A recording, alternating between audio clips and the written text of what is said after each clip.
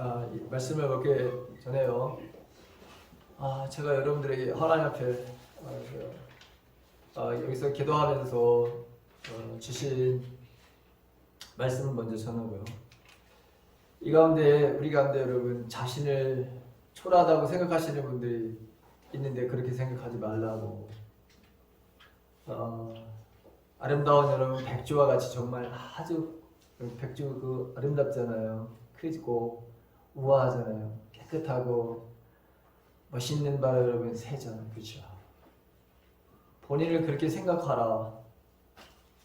본인이 바로 그와 같은 백조와 같이 아름다운 그런 소유의 사람들이다.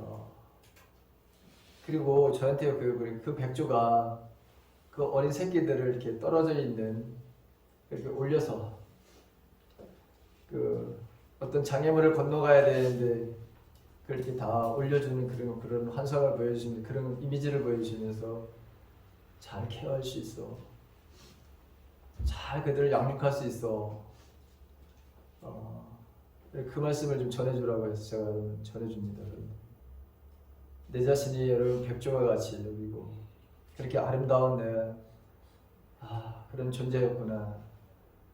그리고 그 자녀들을 그렇게 잘 양육하는, 잘 케어하는 그런 사람이라고, 그렇게 될 거라고 여러분 선포를 좀 하라 해서 제가 선포를 합니다. 어느 분의 이 예언이 어느 분인지 모르지만 여러분 받아들이시길 바라고 그렇게 되어지길 주님의 이름으로 간절히 축원합니다. 아멘. 하나님 말씀 보겠습니다. 하나님 말씀 데살로니가전서 5장 1절에서부터 11절 말씀입니다. 우리 한 목소리로 같이 함께 봉독합니다. 다같이 시작. 형제들아, 때와 시기에 관하여는 너희에게 쓸 것이 없으니 주의 날이 밤에 누구같이 이를 줄을 너희 자신이 자세히 알기 때문이다. 그들이 평안하다 안전하다 할 그때에 임신한 여자에게 해산의 고통이 이름과 같이 멸망이 갑자기 그들에게 이르니 결코 피하지 못하리라. 형제들아, 너희는 어둠에 있지 아니하매 그날이 도둑같이 너희에게 임하지 못하리니 너희는 다 빛의 아들들이고 낮의 아들들. 우리가 밤이나 어둠 속에 속하지 않으나니 그러므로 우리는 다른 이들과 같이 자지 말고 오직 깨어 정신을 차릴지라.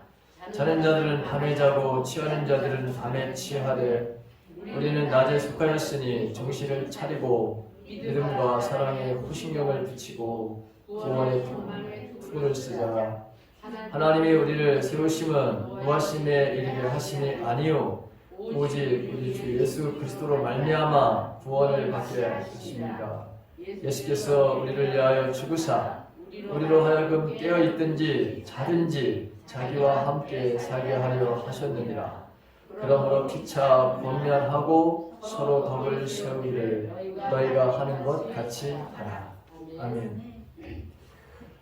지난 토요일과 주일 사이에 미국에서 한겨울에 정말 있을 수 없는 일이 벌어졌습니다.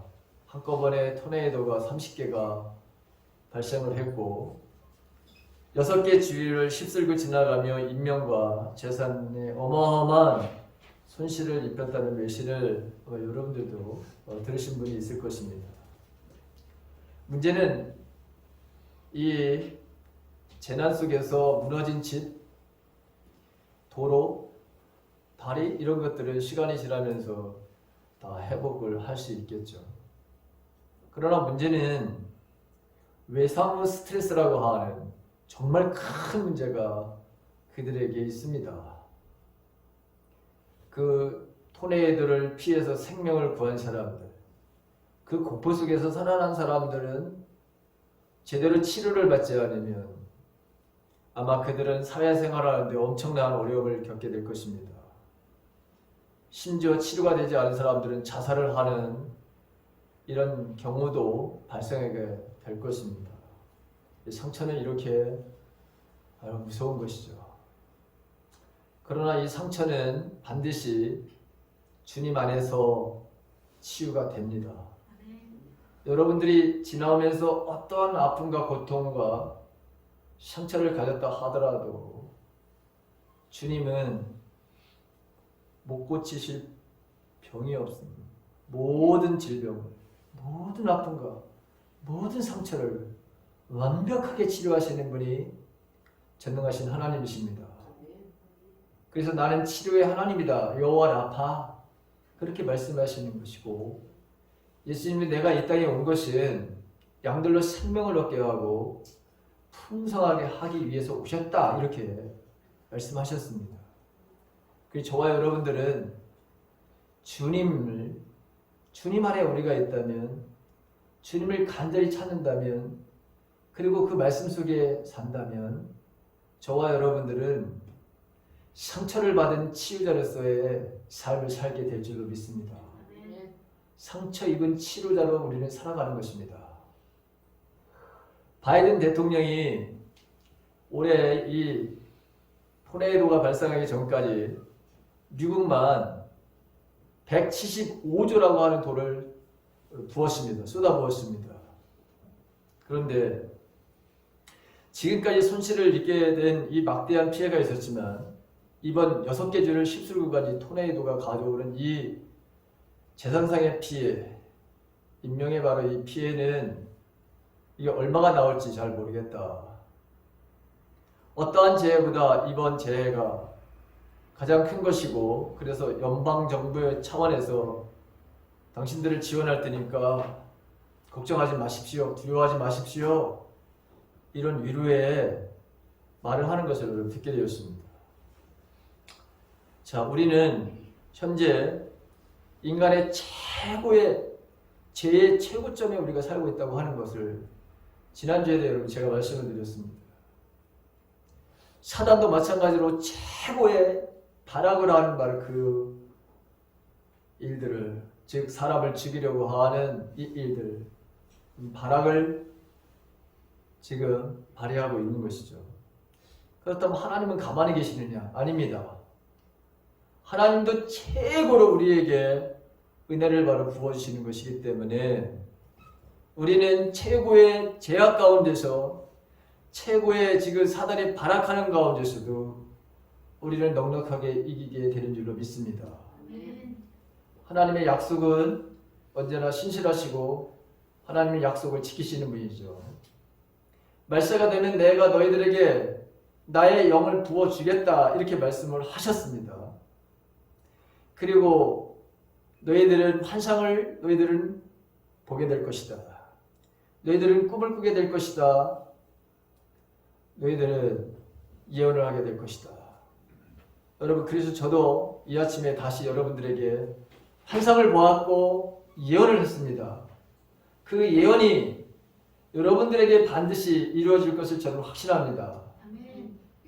하나님은 이렇게 우리의 삶들 속에 놀라운 은혜로 우리를 회복하시는 분, 우리를 치유하시는 분, 용기와 담대함을 주시는 분인 것을 이 아침에도 우리는 확인을 합니다. 여러분, 종말이란 뜻, 종말, 도대체 종말이란 뜻이 도대체 뭐냐? 여러분, 세상 끝, 시간적으로 세상 끝, 이거 여러분, 이게 문자적으로 그런 의미가 있죠. 근데 종말이라고 하는 원래의 의미는 어떤 의미냐? 충만하게 되어서 가득 채워진 것을, 이거를 종말이다, 이렇게 표현하는 거예요. 인간의 탐욕으로 제 모습은 충만하게 이르게 되었죠. 이제는 바로 여러분 그것이 흘러 넘치는 형국입니다. 창세기 6장 5절에 있는 말씀을 보게 되면 노아의 그 홍수 직전, 심판 직전에 인간 사회를 묘사하는 하나님의 말씀이 있습니다. 그 말씀이 어떤 말씀이냐? 하나님께서는 사람의 죄악이 세상에 가득 차고 마음에 생각하는 것이, 모든 계획이 언제나 악한 것뿐임을 보시고 땅 위에 사람 지으셨음을 후회하시며 마음 아파하셨다고 하시면서 세상을 심판하시겠다고 하십니다. 실제로 노아의 8 그 가족만을 바로 남기시고 세상을 다 쓸어버리시는 하나님의 심판을 우리가 보게 되는 것이죠. 거기에서 나오는 그 말씀 중에 보게 되면 죄악이 세상에 가득 차고 마음에 생각하는 것이 모든 계획이 언제나 악한 것뿐이라고 하는 이 말씀이 이게 종말이라고 하는 의미의 뜻입니다. 종말은 바로 이런 의미를 가지고 있다고 하는 것이죠. 자, 심판의 기준은 옛날이나 오늘이나 변함이 없었습니다. 심판의 시대에 이 죄의 충만함, 그것은 무엇으로 항상 하나님이 말씀하셨냐면, 죄의 충만함이 무엇으로다 하나님이 말씀하시냐면 동성애라고 하는 것으로다 항상 성경을 말씀하셨던 것을 우리가 보게 됩니다.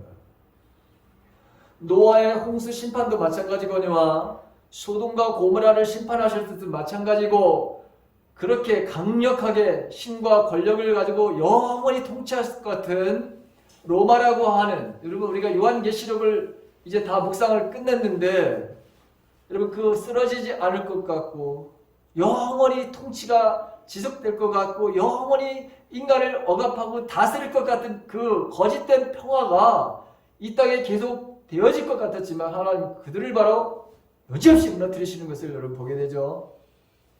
로마가 멸망한 이유 중에 하나도 뭡니까? 역시 마찬가지로 동성애입니다. 성적인 그런 타락으로 인해서 하나님의 심판을 가져오셨던 것을 우리는 세계사의 모든 나라들이 100%가 다 여러분 여기에 바로 걸려 하나님의 심판을 받았다고 하는 것을 우리는 알아야 합니다. 역사의 흥망과 성세는 언제나 성적인 타락의 임계점이었다고 하는 것이죠. 오늘 우리의 현실을 보게 되면 심판의 끝자락에 와 있다고 하는 것을 부인할 수 없습니다. 우리는 내년 3월 9일에 새 대통령을 여러분 세우게 되어 있습니다. 유력한 대통령 후보의 본인과 가족사를 보노라면 우리 사회가 얼마나 성적인 타락의 시대고 얼마나 취약하고 악한 일을 하는 이런 일들에 우리 자신들뿐만 아니라 이 세상의 모든 사람들이 다 여기에 빠져 있다고 하는 것을 우리는 확인하고 정말 이제 하나님의 심판이 내 눈앞에 와 있구나 라고 하는 것을 우리는 봅니다. 그런데도 여전히 바로 이 분별력을 상실하면서 살아가는 소위 기독교인이라고 하는 것이 질비하다고 하는 것이 이게 가장 큰 문제 중에 하나죠. 이 세상은 참으로 악의가 가득 차고 불법이 판을 치는 가운데 의인들 즉 하나님의 자녀들이 고난을 당하며 살고 있습니다. 저와 여러분들은 고난을 받는 것을 두려워하지 말아야 합니다. 왜냐하면 이렇게 악의가 가득 차고 불법이 가득 차한 그런 사회에서 소위 하나님의 백성으로 산다고 하는 것은 고난 그 자체라고 했기 때문입니다. 근데 그 고난을 여러분 두려워한다? 그 고난이 내 삶 속에서 없어지기를 바란다? 여러분 그 사람들은 크리스찬이 아닙니다. 그 사람들은 세상과 짝해서 인생을 살아가는 사람들이지 고난을 두려워하고 고난을 회피하겠다? 그것은 내가 하나님의 자녀라고 하는 것을 포기하는 인생을 사는 것과 똑같습니다. 세상 사람들과 전혀 다를 것이 없습니다. 하나님의 통치 스타일이 이게 공의와 공평이라고 하는 사실이죠. 요즘 여러분들이 시편을 묵상하고 있을 텐데 그 시편을 가만히 여러분 들여다보십시오. 하나님의 통치 스타일에 대해서 말씀을 하시는 것을 여기저기에서 여러분들은 알아낼 수 있습니다. 하나님의 통치 스타일의 기본 베이스가 뭔가? 그게 공의와 공평이라고 하는 사실을 여러분 발견할 수 있어요. 그런데 소위 하나님을 두려워한다고 하는 사람들인 이 공동체 교회가 공의와 공평이 바로 여러분 이미 교회마저도 오래전에 여러분 다 이게 쓰러지고 없어지고 있다고 하는 사실이죠. 교회마저도 공의와 공평이 사라졌는데 하물며 세상에서 여러분 공평과 공의를 찾아볼 수 있겠습니까? 저와 여러분들이 하나님을 두려워하면서 살지 않는데 하나님의 말씀을 들어도 그 하나님의 말씀에 대한 찔림이 있는 그것을 감사하게 생각하고 하나님의 말씀에 대해서 내가 이런 음성을 들었기 때문에 내가 반드시 삶에 대한 회개의 삶을 살리라. 내가 반드시 이제는 고쳐지는 인생의 삶을 살리라. 그렇게 결단을 마음에 여러분 생각을 했지만 과연 저와 여러분들은 그런 마음의 생각의 아름다운 열매가 내 삶 가운데 나타나고 드러나고 보여지는 삶을 지금 살고 있습니까? 만약에 여러분들 그런 삶의 모습들이 나타나지 않는다면 저와 여러분들은 철저하게 회개해야 합니다.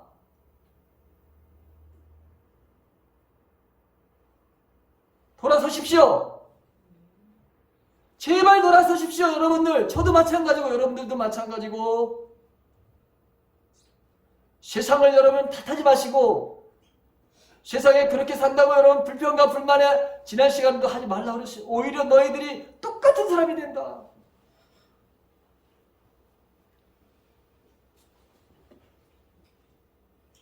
하나님을 대적해서 세상이 만들어내는 모든 세력, 그 세력들을 성경은 적 그리스도다 이렇게 이야기를 합니다. 하나님을 대적해서 하나님을 바로 대항하는 저항하는 모든 세력들을 적 그리스도다 성경은 그렇게 말씀하고 있죠. 이 적 그리스도들이 만들어내는 문화 속에서 여러분 산다고 하는 것이 당연히 고난이죠. 사도 바울은 그것을 뭐라고 표현했습니까? 우리가 이 땅에서 의롭게 삶을 살수록 그리스도인들에게 고난이라는 것은 특권이다. 여러분, 우리가 세상에서 뭔가 누리고자 하는 특권이 아니라 고난 받는 것을 특권으로 여기십시오. 그런데 이 고난에 대한 삶을 여러분 무엇으로 여러분들이 이거를 없애겠다고, 이 고난 받는 것을 무엇으로 여러분 대체하려고 그냥 받아들이는 거예요. 고난의 삶을 바로 받아들이는 겁니다. 그럼 하나님 어떻게 하시느냐? 이기게 하시는 것이죠. 누가 이기게 하십니까? 하나님이 이기게 하신다. 그렇게 성경은 되어 있죠. 사도 바울이 뭐라고 고백을 합니까? 넉넉하게 이기게 하시는 하나님 앞에 나는 항상 감사를 드린다. 사도 바울의 삶의 모습을 보십시오. 그가 얼마나 많은 매를 맞고 얼마나 많은 치욕을 당하고 인생을 살았는가. 그리고 얼마나 많은 죽음의 위협 속에 그가 있었는가. 그리고 마지막 그는 정말 목이 잘리는 이러한 순교의 바른 삶을 살았던 것을 보게 됩니다. 그분을 통해서 사도 바울을 통해서 우리는 수많은 하나님의 모습을 보게 됩니다. 어떻게 인생을 살아야 되는지, 내가 누구인지, 어떤 삶을 살아야 되는지 모든 것에 대해서 하나님께서 그에게 영감을 주셔서 오늘 우리들에게 여러분 이 데살로니가 이 생명의 말씀도 우리에게 주어진 것입니다. 세상에 이 믿지 아니하는 이 적그리스도들이 만들어내는 이 문화를 보십시오. 쉼없이 24시간 동안 매스미디어를 통해서 또 여러분 정치, 경제, 교육 문화, 체육 문화, 미술, 음악 여러분 이 모든 것에서 이 성적인 타락을 바로 조장하는 바로 결국 우상을 숭배하고 하는 온갖 짓을 바로 여러분 다 하고 있지 않습니까? 세상을 사랑하라고 하나님과의 대적의 삶을 살라고 우리들에게 끊임없이 여러분 365일 한순간도 쉼 없이 세상은 바로 여러분 우리들에게 하나님을 대적하는 모든 바로 여러분 이 세상의 이 문화는 우리를 이런 식으로 여러분 지금 분별력 없이 타락의 바른 삶을 살라고 우상의 바른 삶을 살라고 이렇게 여러분 저와 여러분들을 유혹하고 있지 않아요? 그래서 예수님은 재난의 시대 때 특별히 가장 먼저 하신 말씀이 어떤 말씀입니까? 너희들이 미혹당하지 말라. 이 말씀을 제일 먼저 하신 거예요. 그래서 이 재난과 환난의 시대 때 가장 예수님이 먼저 하신 말씀이 여러분 무슨 말씀이라고요? 미혹당하지 말라. 그런데 왜 우리는 미혹을 당하면서 인생을 삽니까? 그 중심에 하나님의 말씀이 기초가 되어 있지 않으니까 여러분 우리는 미혹을 당하는 거예요. 깨어서 기도하라고 했는데 기도하지 않으니까 세상의 모든 것들이 아름답게 보이는 거예요. 마치 그것을 내가 내 손 안에 집어넣지 않으면 나는 인생의 실패자처럼 여러분 느끼면서 패배주의에 바로 인생에 붙여서 살기를 바라는 것이 사단인데 그 사단의 종에 충성하는 바라는 삶을 살도록 그렇게 세상은 사단은 우리를 속이고 저와 여러분들을 미혹해서 결국엔 우리를 죽이는 삶을 살고 실하게 춤을 추고 잔치를 벌이는 것이 오늘 사단이 바로 하는 짓 아니에요? 그 사단을 여러분 웃지 못하도록 해야 될 거 아니에요? 그 사단이 손뼉을 치며 기뻐하지 않도록 해야 될 것이 여러분 저와 여러분들의 삶이 아닙니까? 재난의 시대와 핍박과 혼란의 시대에 가장 조심해야 된다. 여러분 꼭 기억하십시오. 미혹이라고 하는 것, 이 유혹이라고 하는 것, 다른 말로 분별력에 바로 상실의 삶을 살아가는 것, 이걸 가장 경계해야 돼 너희들이 이 말씀을 하시는 거예요. 우리는 나와 우리 사회 여러분 온 세상에 어떤 일이 벌어질지 어디서 어떤 사고가 일어날지 아무도 여러분 예측하지 못하는 시대에 우리가 살고 있어요. 슈퍼컴퓨터 AI를 아무리 갖다 놓다 하더라도 여러분 이 세상에서 어떤 세상에 바로 이런 일이 예측이 불가능한 거예요. 슈퍼컴퓨터를 들여놓고 여러분 일기예보를 앞으로 기대도 하지 마십시오. 기대도 하지 말아야 돼요. 여러분 여러분들 기상 당연한 거예요. 못 맞히는 거 당연한 거예요. 여러분 안 돼요. 이제는 인간의 머리는 인간의 지혜는 슈퍼컴퓨터를 뭐를 들여놓든 여러분 인간이 망가뜨린 이 자연세계에서 예측이 한다? 불가능하다고 하는 걸 여러분들은 보게 될 거예요. 그래서 여러분 기상대에다 전화하지 마세요. 앞으로 왜 그 모양으로다가 날씨 예보를 하느냐고. 안 돼요.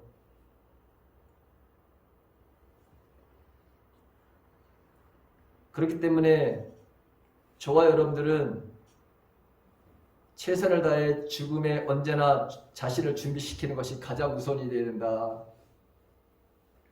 왜? 이 세상에 언제 어떤 일로 인해서 내가 하나님의 부르심을 받을 수 있는 상황이 너무나도 세상에 널려져 있기 때문에 그래서 지금 저와 여러분들이 해야 될 일은 뭐냐? 내일 해야지 다음에 하지 그게 아니라 우리가 그동안 그렇게 빨리빨리 했는데 가장 중요한 것은 오늘 중요한 일이라고 하는 것 그것을 지금 해야 된다고 하는 거예요. 오늘 중요한 일을 하고 있어야 합니다. 오늘은 대강절 4번째 주일입니다. 주님이 이 땅에 다시 오심을 기다리는 그 기다림의 온전한 모습이 무언가 제가 3번 오늘 여러분 지금 4번째죠 사실은. 자, 주님의 날, 심판의 날은 언제 어떻게 오고 그 심판의 날이 오는 동안에 교회는 도대체 뭘 해야 되느냐, 나는 무슨 삶을 살아야 되느냐라고 하는 그 대답이 오늘 본문에 있습니다. 첫 번째 1절과 3절에 있는 말씀을 보십시오. 주님의 날은 갑자기 온다라고 하는 것이죠. 예수님도 한결같이 여러분 이 모든 사도들도 마찬가지고 베드로 사도를 비롯해서 요한 사도를 비롯해서 모두가 다 여러분 주의 날 갑자기 온다는 것이잖아요. 주님이 이걸 말씀하셨어요. 마태복음 24장, 마가복음 바로 13장, 누가복음에서도 성경 곳곳에서 자, 이 편지를 바로 쓴 사람은 사도 바울입니다. 우리가 잘 알다시피 바울과 그의 동력자들이 2차 전도 여행을 할 때 마게도니아로 가죠. 그래서 빌립보에서 갔다가 그 다음에 바로 데살로니가로 갑니다. 데살로니가라고 하는 것은 오늘날 여러분 그리스의 바로 여러분 북부 지역 쪽 위에 거기서 복음을 전하다가 데살로니가에 있는 유대인들 때문에 이 유대인들이 방해를 합니다. 자신들이 가지고 있는 가치관, 이 세계관이 똘똘 뭉쳐있는 이 정말 마음이 여러분 이 길가와 같은 마음을 가지고 있는 사람들, 돌짝밭 같은 마음을 가지고 있는 사람들, 가시덤불과 같은 마음을 가지고 있는 이 유대인들, 여러분 그들이 율법을 행해야지만, 즉 할례를 받아야지만 구원을 받을 수 있다고 하는 이 잘못된 교리를 가지고서 사도 바울 일행들을 방해를 해요. 너무나 심각하게 여러분 핍박을 합니다. 똑같죠? 여러분 옛날이나 지금이나 박해를 하는 건 똑같습니다. 복음을 전할 때 여러분 우리가 세상에 나가서 복음을 전할 때 사람들이 우리를 좋아하던가요? 여러분들 좋아하던가요? 나 좋아하는 사람 한 사람도 만나지 못했습니다. 심지어 여러분 집에 가서 밥이나 하라. 여러분 우리 같이 한번 전도할 때 그런 소리도 쉽죠. 여기 들은 우리 권사님들 계시죠? 뭐하라 이 시간에 나와가지고 이짓들을 하느냐고. 집에 들어가서 밥이나 하고 남편들이나 공경하라고. 여러분 세상은 그런 거예요. 그래서 세상에서 여러분 인기 얻으려고 발버둥 치지 마십시오. 저는 이미 포기했습니다. 세상에서 여러분들 명예 얻으려고 발버둥 치지 마십시오. 어리석은 짓입니다. 바울은 여러분 그곳을 떠나야 했었어요. 너무나도 박해가 심해서 어떻게 할 수가 없었어요. 그래서 이제 간 믿은 초신자들입니다. 초신자들. 여러분 1년도 안 된 초신자들에게 이 말씀을 하시는 거예요. 교회 생활 10년, 20년 한 게 아니라 그 교회 데살로니가 교회 성도들을 여러분 두고 가면 안 되잖아요. 너무 마음이 안쓰러워. 그렇게 안타깝고 여러분 정말 긍휼히 여기는 마음속에 성령께서 그러면 네가 편지를 써서 보내. 그래서 저는 편지를 쓴 게 데살로니가 전서 후서예요. 이 편지에서 바울은 예수님께서 하신 말씀을 그대로 하시죠. 1절과 2절에 있는 말씀 보십시오. 형제들아 때와 시기에 관하여서는 너에게 쓸 것이 없으면 주의 날이 밤에 도둑같이 이를 줄을 너희 자신이 자세히 알기 때문이라. 아마 사도 바울이 가장 많이 강조했던 말씀이 바로 이 주의 날이 밤에 도둑같이 임하게 되니 여러분들은 깨어 있어야 됩니다. 이 말을 가장 강조한 것 같아요. 왜냐하면 급하게 여러분 떠나야 될 상황이 발생할지도 모른다는 생각을 늘 전도했으니까. 근데 현실이 됐어요. 그렇게.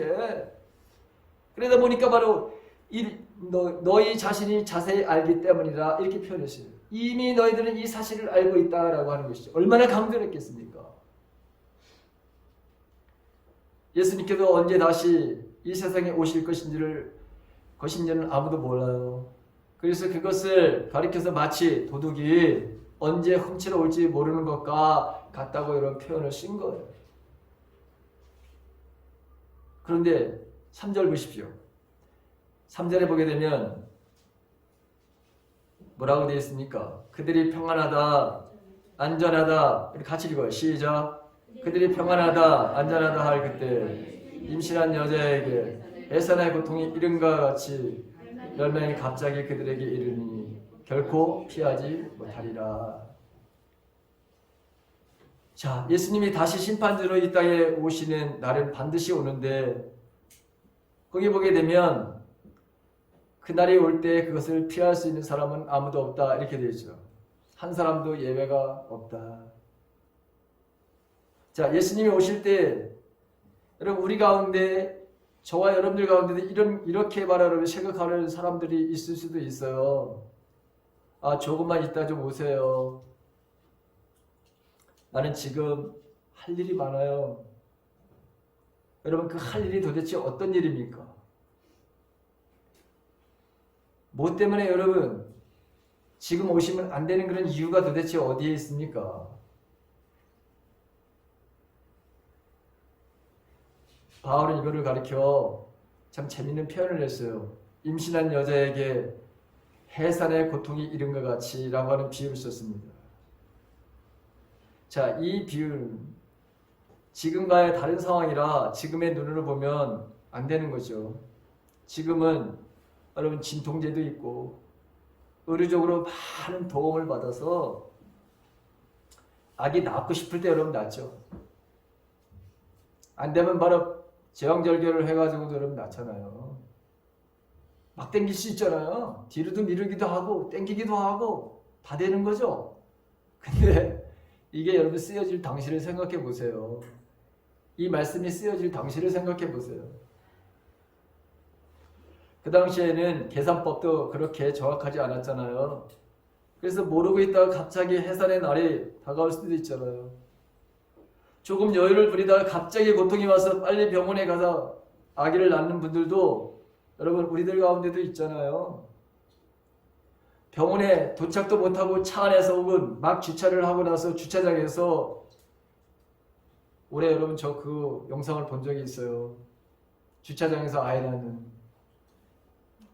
또 이 비행기 안에서 애가 나오지 말아야 되는데 엄마가 너무 긴장을 하거나 너무 두려웠어. 예정일이 아닌데 이 녀석이 놀라가지고 그래서 나 세상 구경하겠다고 여러분 비행기 안에서 나오네 이거. 나오지 말아야 되는데. 이런 보도도 보게 되잖아요. 임신 사실을 전혀 몰랐다가 단순히 그냥 내가 식욕이 땡겨가지고 밥을 좀 먹었는데 그래서 좀 배가 나왔는 줄 알았는데 알고 보니 뭐 임신 8개월이 7개월이다 뭐 이런 전혀 몰랐는데 여러분 배가 아파가지고 어린날 바로 여러분 심을 줬더니 아이가 나왔다.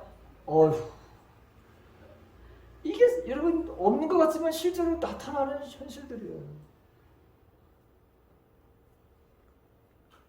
나는 평안하다, 안전하다, 나는 상관없다 하면 안 된다는 거예요. 이게 아기를 낳을 때가 되면 거의 되었다고 예정일이 거의 다 됐으면 항상 깨어서 대비하고 있어야 된다는 거예요. 그래서 조금만 배가 아프면 야 나올려나 보다 눈치를 채야 된다는 거죠. 그럴 때 갑자기 진통이 오고 아기가 나오더라도 이미 내가 준비가 되어 있으면 대비가 되어 있으면 뭔 걱정이냐라고 하는 거예요. 이 말씀이. 진통이 와도 대비가 되어 있으면 두렵지 않죠. 근데 남자들은 이렇게 말하지만 여러분 애 낳는 거 보니까 정말 생명이 왔다 갔다 하더라고요. 생명이 왔다 갔다 해요. 남자들은 이 설교가 와서 닿지도 않을 것 같아. 무슨 말인지 이게. 여성분들은 좀 애를 하나나 둘 낳아보고 셋 낳아보신 분들은 느낌 알죠? 느낌 알잖아. 권사님 느낌 아시죠? 네. 느낌 알 것 같아. 대비하라. 그날과 그 시간을 할 수 없으면 언제나 대비하라. 여러분 이 말씀은 예수님이 하신 말씀이잖아요. 네? 그 다음에 두 번째 4절과 8절에서 뭐라고 말씀하시느냐. 그날의 믿음의 사람들에게는 놀랄 일이 아니다 라고 하는 말씀을 하시잖아요. 이처럼 우리가 그날을 피할 수는 없지만 동시에 우리에게 좋은 소식도 주어진다고 하는 거 아닙니까? 예수를 믿는 사람들은 밤이나 어둠에 속한 것이 아니라 낮과 밤에 속한 사람들이 빛과 낮에 속한 사람들이기 때문에 너무나도 걱정할 필요가 없다. 4절과 5절에 있는 말씀이죠. 그날이 언제 우리는 정확하게 알 수 없지만 여러 사인들을 통해서 어느 정도는 우리가 느낄 수 있다는 것입니다. 아이를 낳을 때도 어느 정도 사인이 자꾸 오니까 알 수 있다는 것이잖아요. 여러분 느낌 안다고 그랬죠? 아이가 여러분 나올지 안 나올지 다 아는 거예요. 여기서 중요한 사실은 뭡니까? 우리는 어둠이 아닌 빛 가운데 살기 때문에 우리는 마지막에 가까웠음을 느낄 수 있다고 하는 거예요.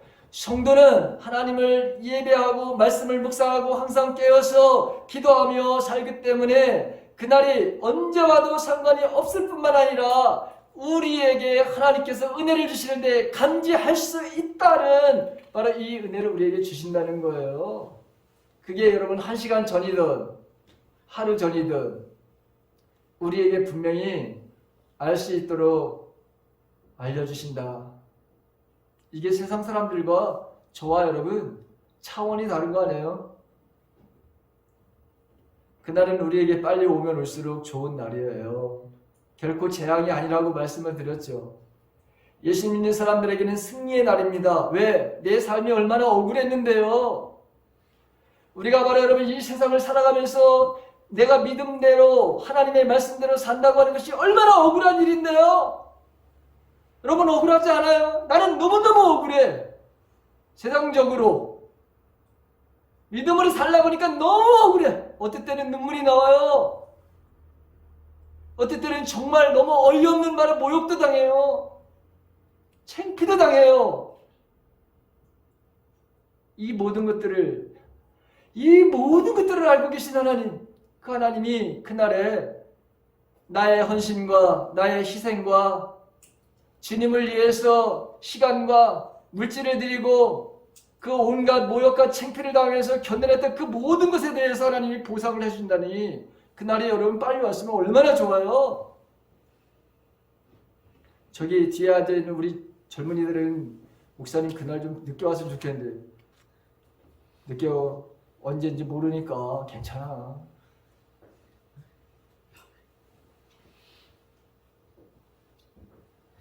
반대로 밤에 자고 취해 있는 사람들은 도둑이 밤에 올 것에 대비하여서 자신을 준비시킬 수가 없기 때문에 이거 큰 일이 일어난다는 거 아닙니까? 6절과 7절에는 말씀 보세요. 그러므로 우리는 다 이들과 같이 자지 않고 오직 깨어 정신을 차릴지라. 자는 자들은 밤에 자고 취하는 자들은 밤에 취하되 이렇게 되어 있죠. 여기에서 바로 핵심이 뭡니까? 우리가 어디에 속한 사람인지를 항상 기억하라고 하는 것이죠. 저와 여러분들은 어디에 속한 사람들입니까? 우리는 여기 보게 되면 여러분 우리는 바로 어둠이 아니라 빛에 속한 사람들. 우리는 빛의 자녀입니다. 낮의 자녀입니다.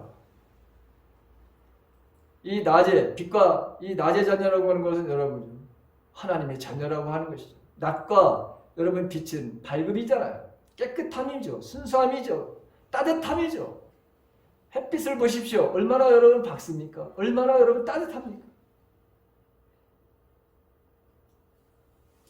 중요한 것은 여러분 거기서 또 말씀하시죠. 정신을 차리라는 것이죠. 정신을 차리라는 것이 얼마나 중요한지 6절과 8절에서 두 번이나 사용하고 있습니다. 8절에 보시면 우리는 낮에 속하였으니 정신을 차리고 믿음과 사랑에 호신경을 붙이고 구원의 소망을 투구를 쓰자 했습니다. 여기서 정신을 차린다라고 하는 것은 맑은 정신으로 산다, 밝은 정신으로 산다고 하는 거예요. 깨끗한 바로 여러분 삶을 산다고 하는 것이죠. 자기 절제라고 하는 의미입니다. 셀프 컨트롤이라고 하는 말이에요, 여러분. 여기 정신을 차린다고 하는 것은 자기 절제의 삶을 철저하게 살아낸다고 하는 의미입니다.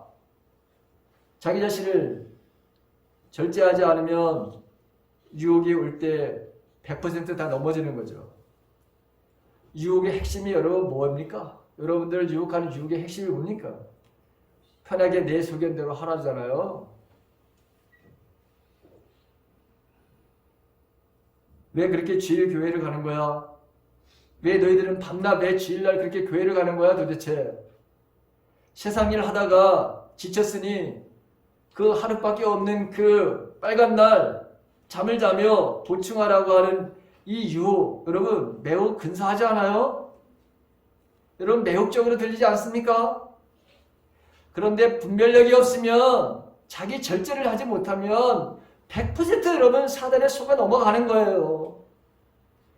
영의 사람들은, 우리는 영의 사람들인데 영의 사람들은 영이신 하나님을 만나야 되는 거 아니에요? 예배를 통해서 주님의 임재를 바로 느껴야 되는 것이고 영의 양식을 우리는 공급받아야 되는 것이고 그래야 우리는 살 소망이 생기는 겁니다. 저와 여러분들은 똑같은 얘기를 들어도 왜 영은 우리들에게 갈망함을 주고 영은 우리들에게 의미 있는 삶을 발견하게 하고 그것을 취하게 하는 것이 영이 바로 역할이기 때문에 똑같은 하나님의 말씀을 들어도 힘이 나는 거예요. 새롭게 들리는 거예요. 너 마시고 싶은 대로 실컷 퍼마셔라. 사단은 우리들에게 밤에도 자고 낮에도 자라.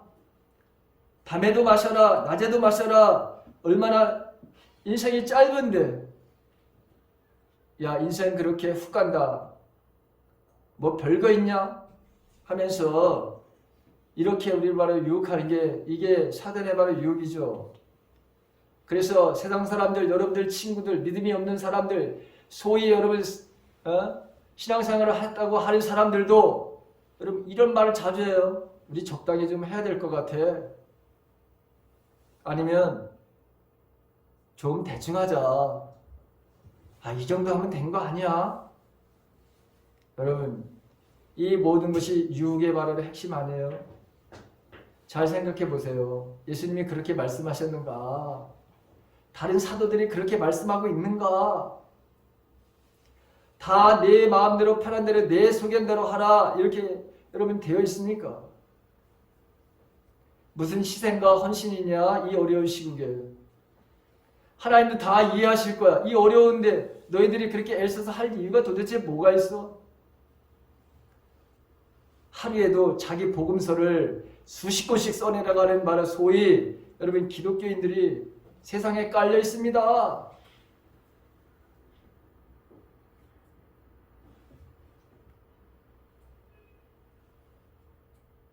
뭐든지 내 형편이 나으면 하는 게 좋지 않을까? 이렇게 시국인데 우리가 모여서 있고 예배를 이렇게 드려야 되는가? 교회 나가면 꼭 여러분 헌금을 해야 되나? 내가 지금 죽을 맛인데 이 팬데믹이 이렇게 유행하는 가운데 우리가 이웃사랑을 바로 실천하는 게 그 사람들 만나서 우리가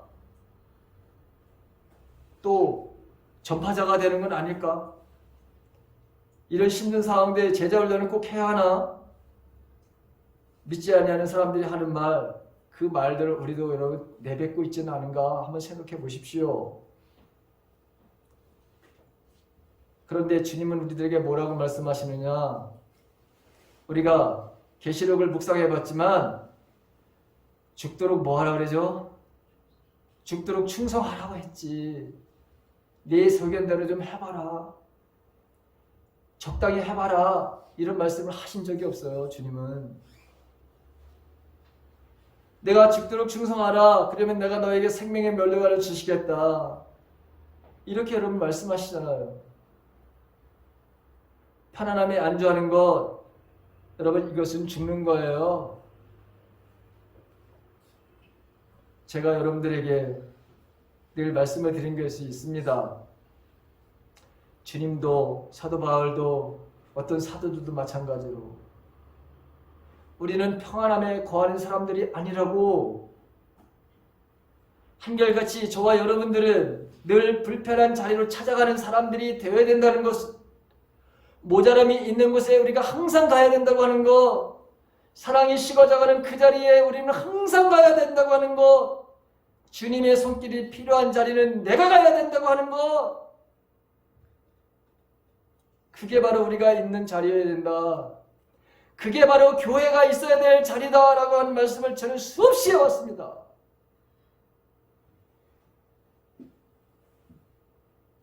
그냥 평안하게 하는 것과 하나님이 주신 평안은 다른 거예요. 하나님의 일을 열심히 제대로 하게 되면, 섬기는 삶을 살게 되면 진정한 우리에게 평안을 주신다고 주님이 말씀하셨어요. 내가 주는 평안은 세상이 주는 평안과 달라. 차원이 달라. 여러분 그렇게 말씀하시잖아요.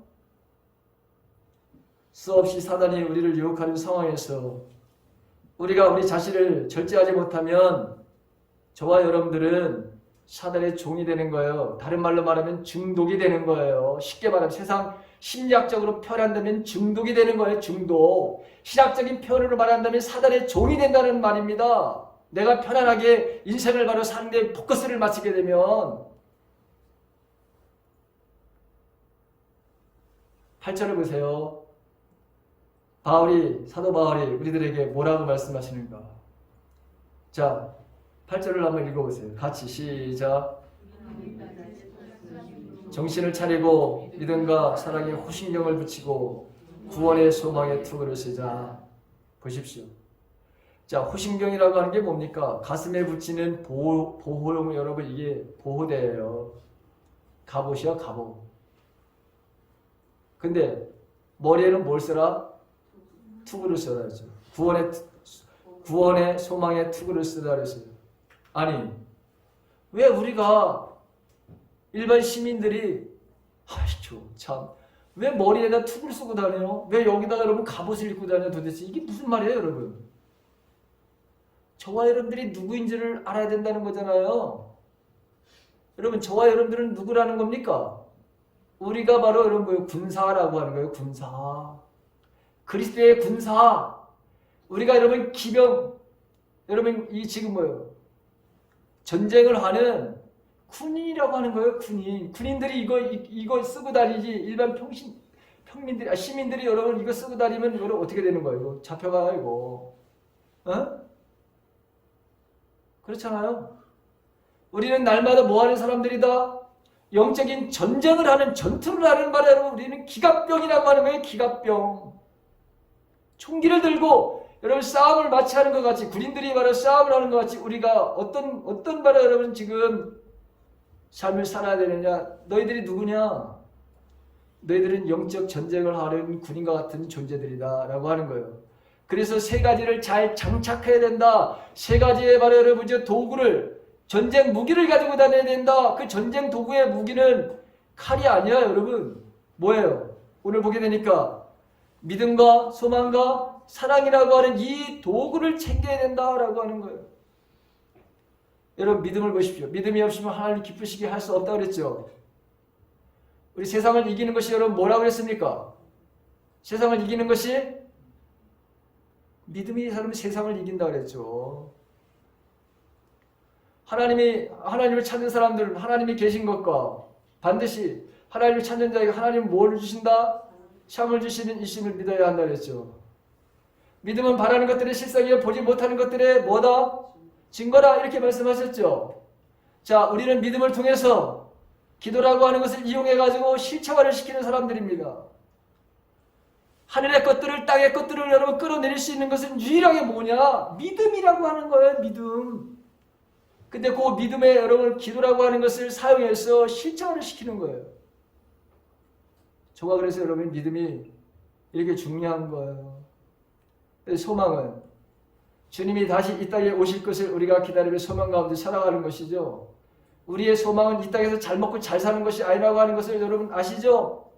우리의 바로 소망은 언제나 하늘의 소망을 두고 살아야 우리가 이 땅에서 고난과 억울함, 여러분 핍박과 조롱과 이 모든 것을 견딜 수 있는 것이 하늘의 소망을 둔 사람들만이 그것이 가능한 거예요. 하늘의 소망을 두지 않은 사람들은 이 땅에서 여러분 비난받는 거, 조롱받는 거 다 포기하는 거예요. 그래서 사도 바울은 뭐라고 이야기를 하느냐? 우리가 앞으로 받게 될 이 영광이라고 하는 것은 이 땅에서 여러분 받는 그 고난과는 말을 잠시 받는 고난과는 비교가 할 수 있다 없다? 비교할 수 없다. 여러분 영원한 그 영광을 버리면서 인생을 살아가는 사람들이 얼마나 많아요, 여러분. 소위 기독교인이라고 하는 사람들도 다 여러분 이런 가짜의 모습으로 살아가는 사람들이 얼마나 많아요, 여러분. 이 세상에 얼마나 많은지 몰라요. 여러분 절대로 그 앞으로 받게 될 영광을 그 어떤 것으로도 여러분 바꾸는 일이 없기를 주님의 이름으로 간절히 바랍니다. 바랍니다.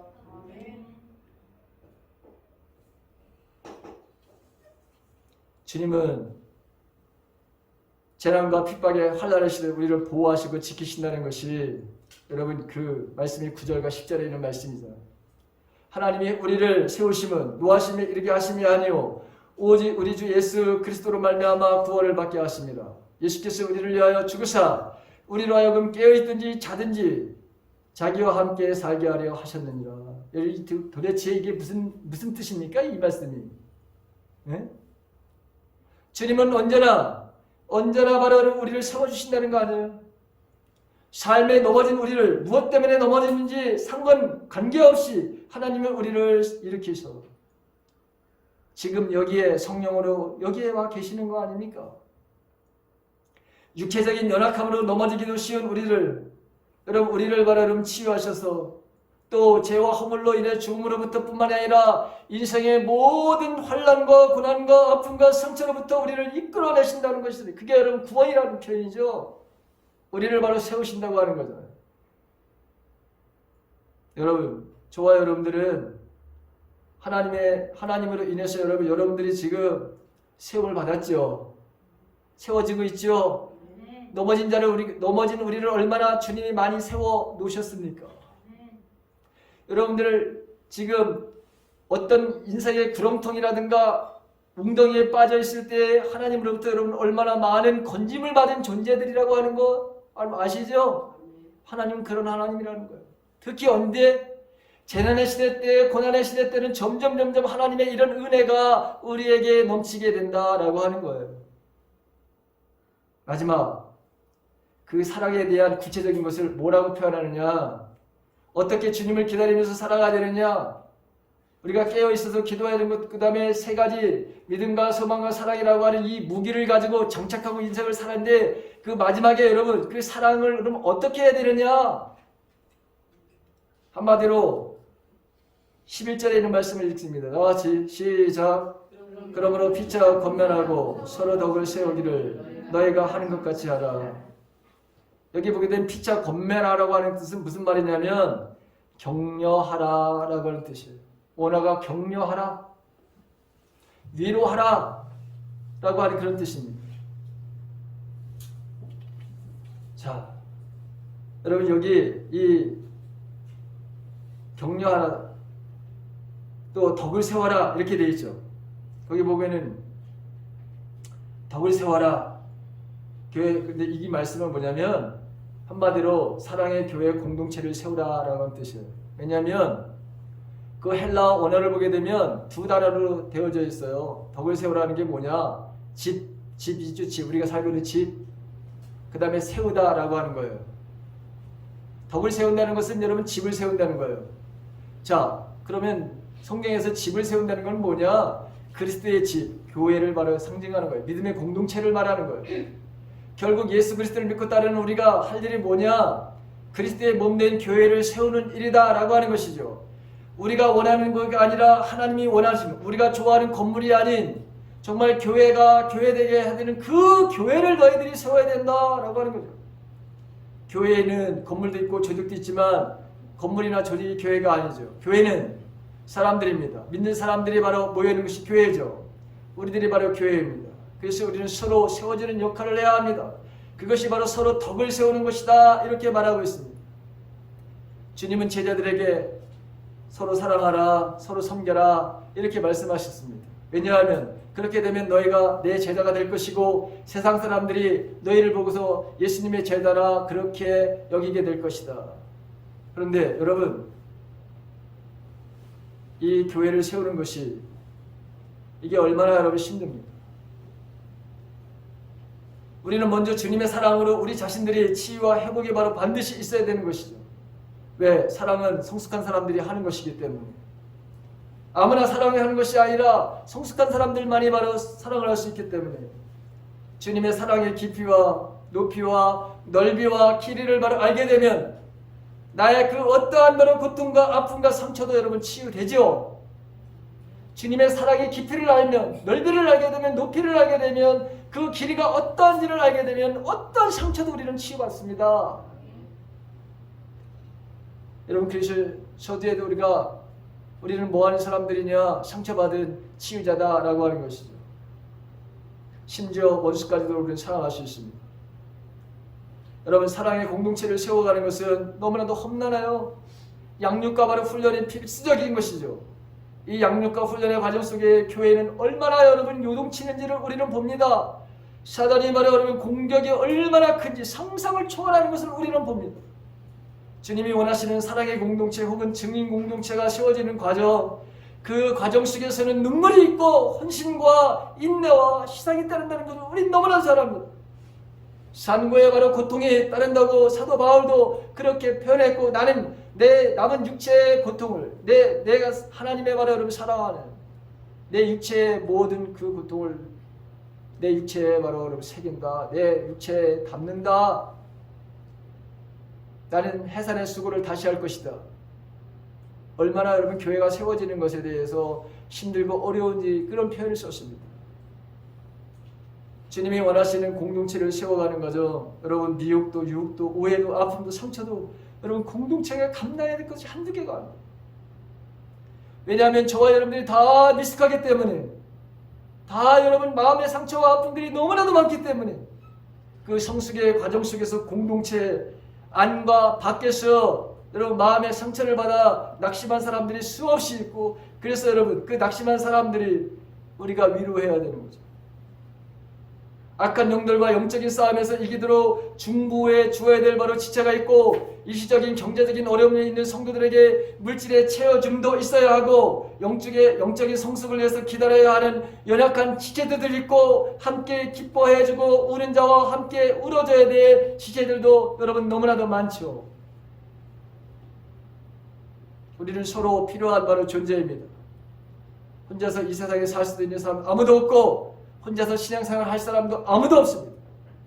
저는 여러분들이 필요하고 여러분들은 저를 필요로 하죠. 그렇죠? 또한 우리는 세상이 필요하고, 악한 바로 세상이지만 우리는 세상이 필요하고 세상은 바로 우리를 필요로 하는 거예요. 공동체가 주님 안에서 하나가 되는 과정은 참으로 피눈물 나는 바로 산구의 고초를 통해서 이루어지는 것입니다. 그러므로 말이나 행동으로나 우리가 서로 끌어내리고 무너뜨리지 않도록 여러분들은 조심해야 됩니다. 교회 공동체가 아주 작은 것에 의해서 여러분 무너지는 거예요. 큰 것 때문에 무너지는 게 아닙니다. 그래서 우리는 말과 행동을 정말 조심해야 돼요. 저도 여러분 이것을 실감하고 있어요. 저와 여러분들 한번 다시 이런 바로 여러분 대화 어떤 행동을 할 때 다시 한번 생각해 보세요. 지금 내가 하는 이 말이, 내가 지금 이 행동이 우리 가까운 공동체를 세우게 되는 유익이 되는 것일까? 아니면 내가 이 말하는 것이, 내가 이 행동하는 것이 교회 공동체를 쓰러뜨리는 것일까? 여러분 우리 정말 진지하게 생각하면서 여러분 말로 행동으로 여러분 격려하라고 했지, 세우라고 했지, 무너뜨리거나 쓰러뜨리는 일들이 없기를 주님의 이름으로 간절히 바랍니다. 피차 덕을 세우기 쉽지 않습니다. 오늘 마지막 이제 네 번째 주일을 맞이했어요. 우리에게 어떻게 주님은 이 재림의 시기, 환난과 핍박의 시대를 우리가 어떤 자세를 가지고 이걸 기다리는 것이 온전한 주님이 이 땅에 오심에 대한 기다림인지를 여러분 제가 4번에 걸쳐서 말씀을 드렸습니다. 여러분 우리가 힘들고 어려울 때마다 정말 여러분들이 인생에 내 삶에 정말 어려운 시기라고 하는 것을 인식할 때마다 날마다 주님을 바라보시기 간절히 바랍니다. 예수님이 우리를 끝까지 사랑하신 대가가 무엇인지 아시죠? 그분은 철저하게 배신을 당했다는 것입니다. 고통스럽고 가장 세상에서 수치스러운 십자가의 죽음을 맞이했다고 하는 것이죠. 근데 여러분 그게 끝이 아니었어요. 하나님이 반전을 일으키신 것을 보게 됩니다. 부활과 영광이 주님에게 주어졌다고 하는 사실입니다. 여러분 이제 여러분들의 어떤 일이 여러분들의 삶 속에 벌어진다 하더라도 상대방의 반응과 상관없이 여러분 실망하지 않고 오히려 최선을 다해서 하늘의 언어를 사용하시기를 다시 한번 주님의 이름으로 간절히 부탁합니다.